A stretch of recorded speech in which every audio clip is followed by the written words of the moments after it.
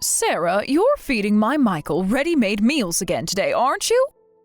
I told you to stop being so lazy. A proper wife should wake up early to prepare fresh meals. I'm sorry, but wait, how did you know we had pre-made meals today? We haven't even posted anything on social media. Don't change the subject, and I can see right through everything you do. A mother's intuition is never wrong. That doesn't really answer my question. And I noticed you bought the cheaper brand, too. Really, if you're going to serve my son pre-made food, at least buy the premium brands. How would you know which brand we bought? We haven't shown anyone our groceries. Really, young people these days always try to take the easy way out. In my generation, we took pride in caring for our families properly. Times have changed. Many couples now share responsibilities. Share responsibilities? In my day, we knew our place. We didn't expect our husbands to lift a finger at home. That sounds rather unhealthy, to be honest. When I was young, we didn't have all these convenient appliances, and housework was much more demanding. We had to wash everything by hand, cook everything from scratch. You young people don't know how good you have it. I understand it was different then, but... No buts! You chose to work, so you should at least do the housework properly. Michael deserves fresh meals. He works so hard at the office.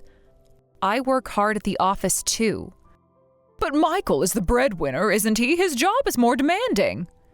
Actually, both our jobs are similarly demanding, and Michael says he enjoys my cooking. He's just being polite. My Michael is such a kind boy. You need to learn to understand his true feelings behind that polite facade.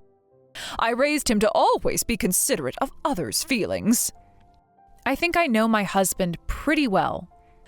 Don't be presumptuous. You've only known him for 3 years. I've known him his entire life. I know exactly what he likes and dislikes. Being his mother doesn't mean you know everything about him as an adult. I changed his diapers. I nursed him when he was sick. I helped him with his homework. What have you done? I'm his partner in life. We support each other equally. Support? Is that what you call making him eat convenience store meals for lunch 3 times this week? Again, how do you know what we've been eating? I let my precious son marry you, so it makes my blood boil to see him treated carelessly. Sarah, wouldn't you feel awful if your son was being treated poorly by his wife? Maybe so, but I don't think I'm treating him poorly. We're both happy with our arrangement. You might not think so, but from my perspective, it looks terrible. And I hear you're splitting the housework? Why should Michael have to do any housework? He's the breadwinner, isn't he? What gives you the right to make the higher earner do housework? Our incomes are pretty similar, and we both agreed to share responsibilities.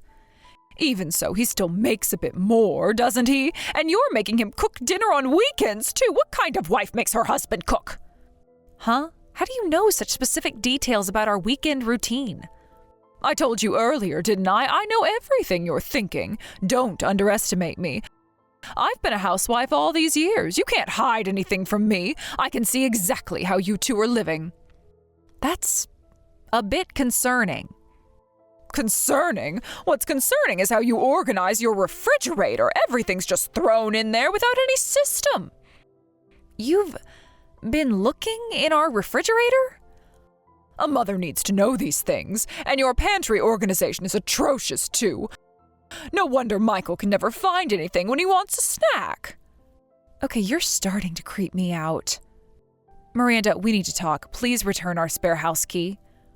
Why should I? Oh, what an ungrateful daughter-in-law you are. You had one made without permission and have been entering our house secretly, haven't you? So what if I did? We're family, aren't we? It's fine. A mother should always have access to her son's home. We never agreed to give you a spare key. Both Michael and I are really angry about this. Well, I'm angry too. How dare you question my right to check on my son? Why are you angry? Yesterday, Michael called me, and he yelled at me, his own mother. He raised his voice so loud. In all his 32 years, he's never spoken to me like that. Well, he was angry. Anyone would be upset about unauthorized entry into their home. Michael was never like this before. He was always so gentle and would never raise his voice at me. Oh, this must be your influence because he married you. You've poisoned him against me. This is my fault? How exactly am I responsible for your actions? Michael has changed since getting married. You must be constantly bad-mouthing me to him. You're trying to drive a wedge between me and my son. I don't badmouth you. Michael makes his own judgments. Oh, really? Then why did he say I'm controlling? That's not a word my Michael would use. You must have put that idea in his head. Or maybe he's always felt that way but never had the courage to say it. Nonsense! We had a perfect relationship before you came along. He always listened to my advice, always followed my guidance. You mean he always did exactly what you wanted? Of course he did. That's what good sons do. And now look what's happened. He's becoming rebellious at his age. At his age, he's 32, not 12. Age doesn't matter. A son should respect his mother's wishes always. Respect doesn't mean blind obedience. Then tell Michael to apologize to me right now. Michael should apologize for being upset that you broke into our home? Of course, he yelled at his mother. It's common sense to apologize when you've been disrespectful. I raised him better than that. Michael raised his voice because you won't return the spare key you made without permission. Plus, you're not just entering the house, you're going through our things, aren't you? What are you talking about? You are making wild accusations now. Playing dumb won't work. We installed security cameras in the house. We have evidence of you rummaging through our fridge, opening drawers everywhere, and stuffing food and household items into your bag. You installed cameras to spy on me? How underhanded! What kind of daughter-in-law spies on her mother-in-law? Things kept disappearing from our house frequently. At first, we thought we were just being paranoid. Are you calling me a thief now? The cameras don't lie, Miranda. We have footage of you taking things at least 3 times this week alone. Taking things? I was just borrowing. That's what family does. Borrowing implies you'll return them. Have you returned anything? Well, Oh, that's not the point. The point is you're treating me like a criminal. We suspected it might be you, but we never imagined you'd be helping yourself to whatever you wanted like this. And if we're talking about being underhanded, you're the one who's being underhanded here. Any mother would want to know how her son's married life is going. You even have a whiteboard for chore assignments. What kind of wife makes her husband do chores with a schedule? As I said, we decided on the chore division together. Michael suggested the whiteboard system himself.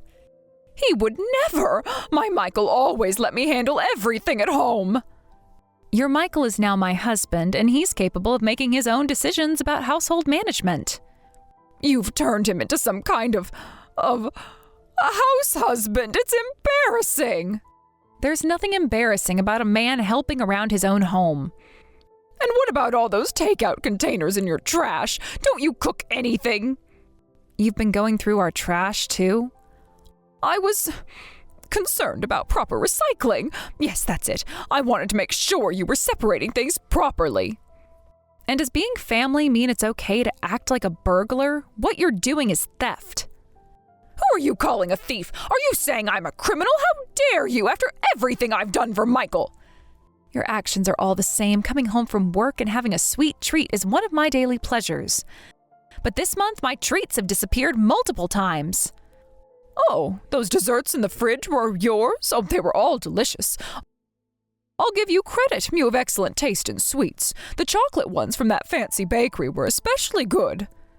So you admit to taking them without asking? We're family. What's the problem? That's not all. You've been stealing shampoo, towels, toilet paper, and even detergent. I've noticed things missing from our bathroom and laundry room, too. Stealing is such an ugly word. I'm just borrowing things from my son's house. Without asking, without returning them, that's stealing. You buy such expensive brands anyway. It's wasteful. I'm just helping you use them up. Those are gifts from my mother. She knows I like nice things. Your mother? She spoils you too much. No wonder you've turned out this way. Don't bring my mother into this. We're talking about your behavior. I'm family. What is wrong with taking things from my son's house? And if you're going to be like that, I'll return the key if Michael apologizes to me. That's a fair compromise, isn't it? Michael has nothing to apologize for. You're the one who should be apologizing. Even so, I am hurt. Raising your voice at your parent is something only barbarians do. That's not my son. You've changed him. Miranda, are you really not going to return the key? You're being persistent, Sarah. I told you I'm angry too. My feelings won't change until my son apologizes. A mother's heart is very delicate. I understand. Then please don't enter our house anymore. Why not? What's the problem with a mother visiting her son? Because we, the homeowners, haven't given permission. It's that simple. You know what? I never liked that either. Isn't it proper etiquette to give a spare key to the mother-in-law? Really, young people these days have no sense of proper manners. We're renting, and we need to notify the landlord before making spare keys. Besides, we don't want you entering because you go through not just the living room, but also our bedroom. Even family members should respect privacy. Your bedroom? I was just making sure you're keeping it tidy. The dust under your bed was shocking. So you admit to snooping under our bed, too? It's not snooping, it's caring. Someone needs to check these things. And my dresser drawers? My personal items? Well, I need to make sure you're properly caring for Michael's clothes. And I must say, your choice in underwear is rather bold for a married woman. This is exactly why we're angry. You have no sense of boundaries. Well, I have nothing to hide. I just want to make sure you're keeping a proper home for my son. Fine, this is going nowhere, so do whatever you want. You clearly won't listen to reason. Then I'll come and go as I please. That's what mothers do. We check on our children. I've been doing this since Michael was born, and I won't stop now just because you're uncomfortable with it. Miranda, I'm warning you. Both Michael and I are very angry about this. This isn't just about me being uncomfortable. It's about respecting our privacy and our home. I know. That's what makes me even angrier, to think my own son would side with you over his own mother. After everything I've sacrificed for him, do you know I gave up a promotion at work when he was young just so I could attend all his school events, but now he's angry at me? That was your choice. You can't hold your sacrifices over his head forever. Of course I can. That's what being a mother means. We sacrifice everything and then our children take care of us.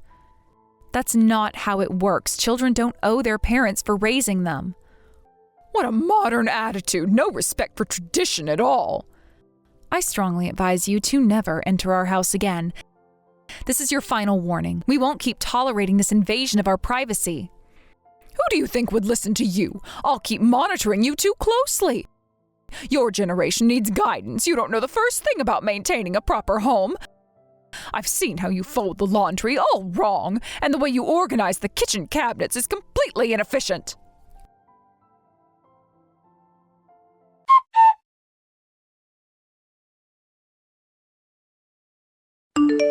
Sarah, that fish stew in the fridge was too salty. Did you even taste it before serving it to my son?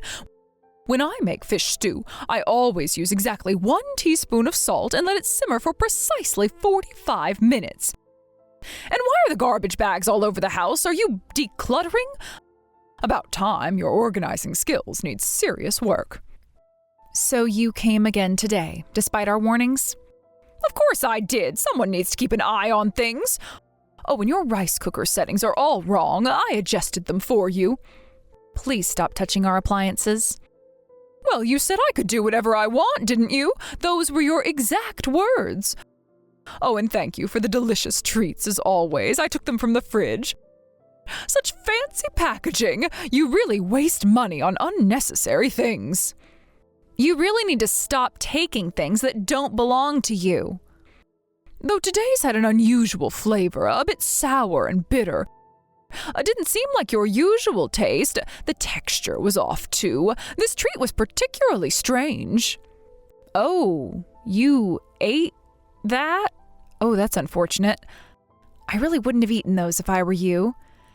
The aftertaste is quite peculiar, too, almost like medicine. Interesting that you noticed that. You know, taking your sweets has become one of my daily pleasures. Imagining your frustrated face while I eat them is wonderful. Like when I took these expensive French macarons last month, I knew you were saving them for your work presentation, but watching you search for them the next morning was priceless. I was sad that you hadn't been buying any treats these past couple of weeks, but I was so excited to find some today. I wasn't the one who put those treats you ate today in the fridge. And I wish you hadn't just admitted to deliberately trying to upset me. Oh, don't tell me they were Michael's. My Michael doesn't usually buy sweets. I trained him to avoid sugary things from childhood. Yes, he put them there. But are you feeling all right? No problems? You might want to sit down. I'm fine, but oh, something feels wrong. Oh, my stomach is starting to make strange noises. Starting to regret your actions? My throat feels funny too. And is the room spinning? What's wrong? Starting to regret taking things that don't belong to you? My stomach hurts. Oh, it's like someone's twisting my insides. What have you done to me? That's what happens when you eat things like that. Maybe next time you'll think twice before helping yourself to other people's food. Like what? What exactly did I eat? Oh, tell me right now.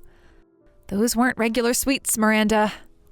What do you mean, things like that? What kind of daughter-in-law are you, speaking so callously while I'm in pain? Those sweets in the fridge, Michael left them at room temperature for 2 weeks. He was conducting an experiment for his company's food safety training program. Room temperature? Oh, for 2 weeks in this weather? Why would he do something so irresponsible at home? And why didn't you warn me? Why would I warn someone who breaks into my house and steals my food? Besides, there was a clear label on the container, "Do not eat, experiment in progress." I thought it was just you being stingy and trying to keep them for yourself. Well, you could have checked the expiration date too. It must have been well past. Why would such things be in the fridge? He should do those experiments at work. Oh, this is bad. Oh, I feel sick. The room is spinning. My stomach feels like it's on fire. You should probably go to the hospital. Food poisoning can be quite serious. Hospital? Oh, but I can't drive like this. Everything's spinning. Should have thought about that before eating other people's clearly labeled experimental food. I can't go like this. I need to call an ambulance right now. This is assault. You've poisoned your mother-in-law. No one poisoned you. You poisoned yourself by eating food that you stole from our fridge. You. Oh, this is attempted murder. The container was clearly labeled. We have security footage of you ignoring the warning label. This is the consequence of your own action.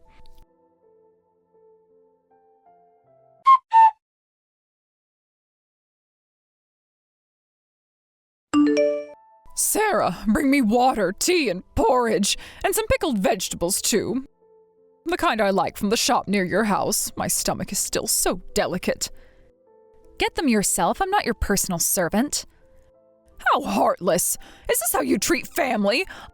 I've been suffering from food poisoning for 2 days. Food poisoning that you got from stealing and eating food from our fridge. I've been suffering from food poisoning for 3 days. I haven't recovered my strength yet. The doctor said I need to rest and be taken care of. As my family, you have a responsibility. We stopped being family when you decided to repeatedly violate our privacy and steal from us. How can you say such cruel things to an ill person? The doctor said I could have died. Why don't you order delivery? There are plenty of services that will bring food right to your door. Delivery? When my son's wife lives just 15 minutes away? What will the neighbors think? The neighbors will probably think it's strange that you're demanding service from someone whose house you broke into. Why should I order delivery when you can buy and bring them to me? After what you and Michael did to me, it's the least you could do. I can't do that. We've decided to cut ties to you, completely and permanently. What? Cut ties? What nonsense are you talking about now? Thank you for everything until now. Michael has left a letter in your mailbox, so please read that to understand the situation. He spent hours writing it, trying to express everything he's felt over the years. Wait, Sarah, what's going on? Michael wrote me a letter? Why didn't he just come tell me himself? He's never written a letter to me before. He knew you wouldn't listen if he tried to tell you in person. You never do. What do you mean I don't listen? I always listen to my Michael. You hear what you want to hear. The letter explains everything. But why a letter? What kind of son communicates with his mother through letters? Oh, this must be your idea. Michael chose this method himself. He said you always interrupt him when he tries to speak. That's ridiculous. I never interrupt. I just guide the conversation in the right direction. You'll understand when you read the letter. Everything is explained there. Sarah, how dare you talk about cutting ties with an elderly person who's ill? Just you wait. From tomorrow, I am moving in with you two. I'll make sure you can't escape from me. I'll sleep in the guest room and monitor everything you do.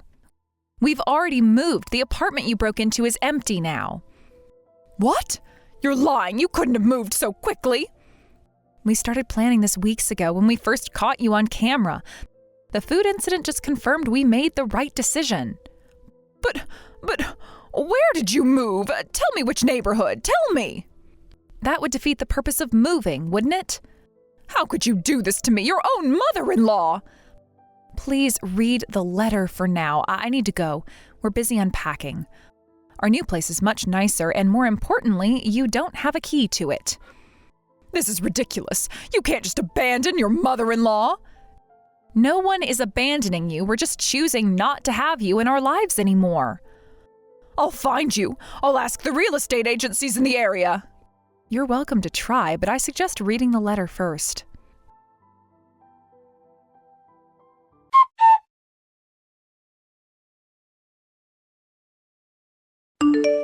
Sarah, you really did move. I'm at your old house right now, staring at empty rooms. How could you do this to me? Oh, please, I want to apologize to my son. Won't you tell me your new address? I can't reach him by phone or WhatsApp. When I called his company, they told me he had already resigned and warned me that they would call security if I called them again. Miranda, did you understand the letter? Did you actually read it, or did you just skim it looking for our new address? So Michael's always hated me. Is that what this means? My own son hates his mother? That wasn't written in the letter at all. You're still trying to make yourself the victim here. Then what else could I need space from you mean? What else could your behavior has damaged our relationship beyond repair mean? Those words mean exactly what they say. No hidden meanings. Cutting ties to me means he hates me, doesn't it? What else could it possibly mean? My own flesh and blood. You haven't understood the letter at all. Michael has always lived according to your wishes. He gave up playing with friends because you said they were a bad influence. Held back from buying toys he wanted because you said it was wasteful. Went to a good school because you insisted. Got into a good ceremony because you pushed him. I heard he barely even did his own laundry when he was young because you insisted on controlling every aspect of his life. Those friends were delinquents. They got B grades. And those toys were overpriced. Everything I did was for his own good. He wanted to study art. Did you know that? But you told him artists don't make money. I made all those decisions for my son's sake. Everything I did was for him. And he chose his own marriage partner, didn't he? Though I wanted a prettier, more capable daughter-in-law. Someone from a better family with better homemaking skills. Is that so? You're still insulting me even now? Well, I mean, I didn't dislike you that much. I just wished you were someone who got along better with me. Someone who would respect my position as the mother-in-law and follow my guidance properly. Someone you could control, you mean? Like you controlled Michael? I never controlled anyone. I guided, I advised, I protected. That would have been hell for Michael. He's been exhausted from being controlled by you. He was finally getting better after marriage when we could live separately. But then you started coming over every day and made a spare key to invade our privacy. You couldn't stand losing control even for a moment. I never did anything to Michael. Everything I did was out of love. Why can't you understand a mother's heart? Love doesn't mean control. Love means respecting boundaries and supporting independence. Independence? Huh. Look what independence got him. A messy house and convenience store meals. Michael cherishes me. He's a loving husband. And whenever you're nasty to me or cause me trouble, it's the same as harassing him. Every time you criticized my cooking, every time you went through our things, every time you made snide comments about my housekeeping, you were hurting him too. I understand. From now on, I'll be kind to you too. I'll only visit twice a week and I'll knock before I use my key. I'll even pretend to like your cooking. You still don't get it. There is no key anymore. There are no visits. It was just one time. The food poisoning was just one mistake. I've already been punished enough with that horrible hospital stay. Let's put everything behind us and get along, the three of us. I'll even apologize properly this time. One time? You've been breaking in for months. You've been stealing from us for months. You've been criticizing and interfering for years. But I'm different now. I've learned my lesson. We will never interact or be involved with you again. Please live your life alone from now on. Find some hobbies. Make some friends. Wait, Sarah, I'm truly sorry. I apologize for being harsh with you and making the spare key without permission, but please don't say goodbye right now. I'm a widow and Michael is all I have. You can't take my only son away from me. That son doesn't want anything to do with you. He doesn't want to be your puppet anymore. Please, let him be free. Let him live his own life for once. No! Are you telling me to live alone after everything I've sacrificed? I was planning to live surrounded by my son and grandchildren. I had it all planned out. I would help raise them properly, unlike you probably would. I wanted to brag to the neighbors while being doted on by everyone.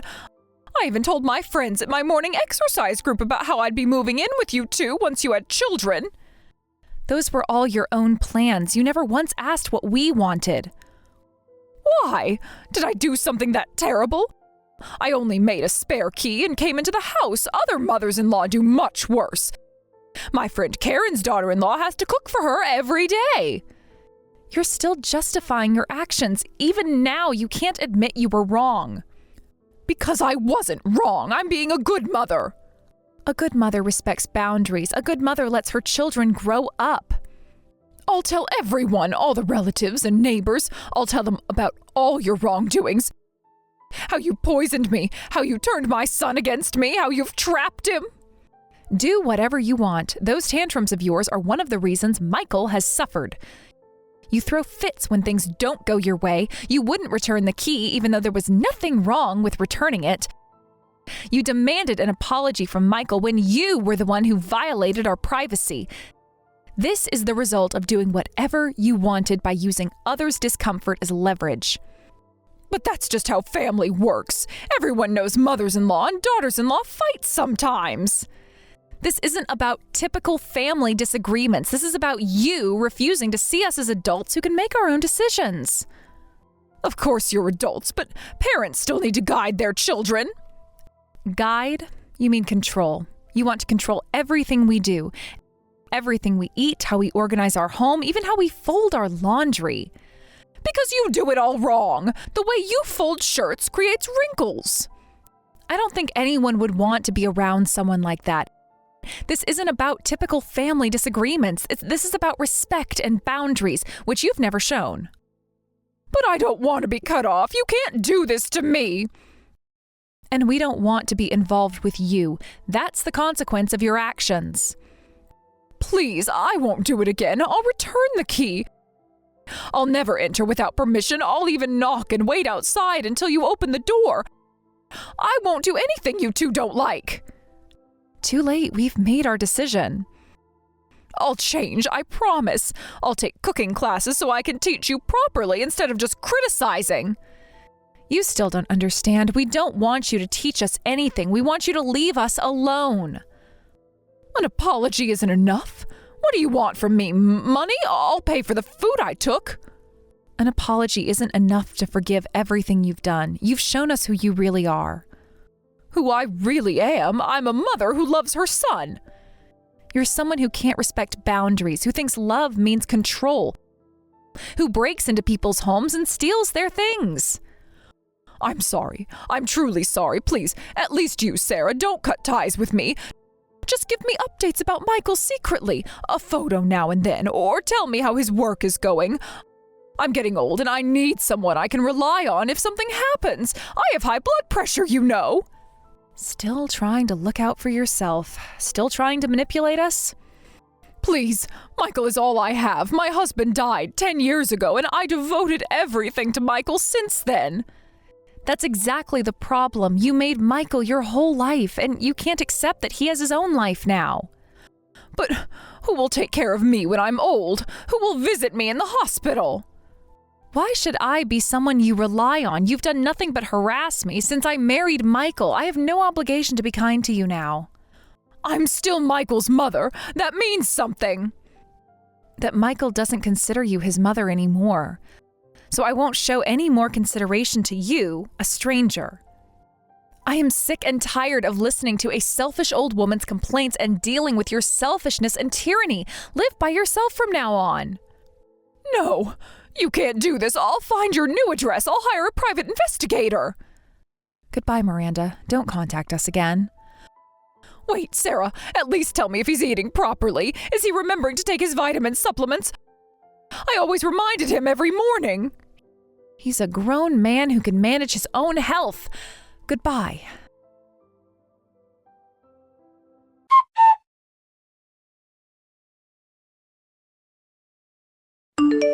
We blocked Miranda's contact information right after that final exchange. She desperately tried to find us after we left, showing up at our old workplaces and harassing our former neighbors. But since both Michael and I changed jobs when we moved, she couldn't track us down. I hear from mutual acquaintances that she's given up now and become a shell of her former self. She was the type of person whose reason for living was harassing her daughter-in-law and selfishly controlling and doting on her son.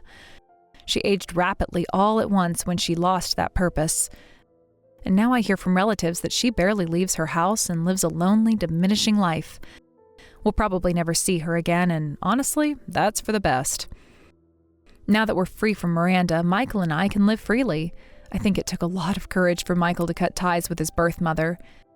He cried the night after writing that letter, mourning the mother he wished he'd had rather than the one he'd got. But now that he's finally free from her control, he's become much brighter and happier. He's taken up hobbies she used to criticize, started wearing clothes she would have called inappropriate, and even joined a local sports club. It's like watching a flower finally bloom after being kept in the shade for too long. We plan to slowly enjoy our newlywed life that was constantly interrupted by Miranda. Yesterday, we cooked dinner together, a pre-made meal kit that would have horrified her, and laughed about how peaceful our home feels now. Sometimes the best family is the one you choose, not the one you're born into.